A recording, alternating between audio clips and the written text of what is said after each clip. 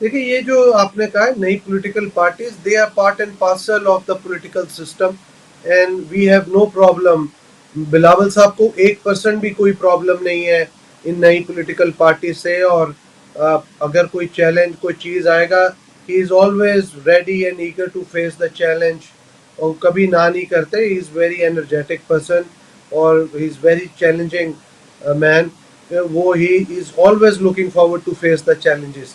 तो वो जब कोई ऐसी चीज आएगी, अभी तो ऐसा कोई चीज आई नहीं, जब कोई आएगी तो चैलेंज को भी फेस करेंगे।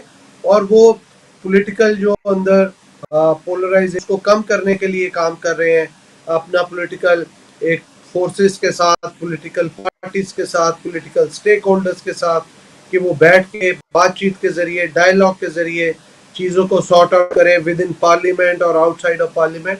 So he is always there to sort out the political issues for Pakistan, for the betterment of the country and the nation, and for the people of Pakistan, especially the youth and women in Pakistan.